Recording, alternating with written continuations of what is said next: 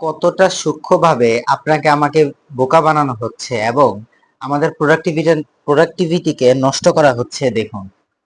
আমি আমার এক বন্ধুর থেকে রিসেন্টলি শুনলাম যে নেটফ্লিক্সে নাকি যখন একটা ভিডিও শেষ হয় তো অটোমেটিকলি আরেকটা ভিডিও শুরু হয়ে যায় এভাবে টাইমার দিয়ে, যে 5 সেকেন্ড টাইমার দেওয়া হয় এবং নেক্সট ভিডিও অটোমেটিকলি শুরু হয়ে যায়।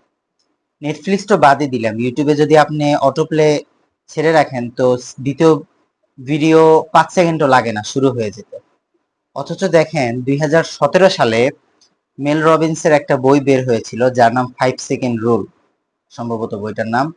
তো সেখানে বিস্তারিত বলা হয়েছিল যে বইটার সারমর্ম এটাই যে যদি আপনি কোনো কাজ শুরু করতে যান 5 4 3 2 1 এইভাবে বলে দ্রুত শুরু করে ফেলুন, দেখবেন আপনি সেটার মোমেন্টামে ফ্লোতে কাজটা করে ফেলতে পারছেন।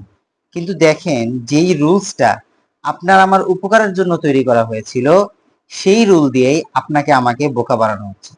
সো আজকে থেকে যখনই কোনো কাজ শুরু করতে মন চাবে, শুরু করার প্রয়োজন পড়বে, জাস্ট 5 4 3 2 1 এটা বলে জাস্ট শুরু করে ফেলুন, দেখবেন ইনশাল্লাহ আপনি কাজটা করে ফেলতে পারছেন।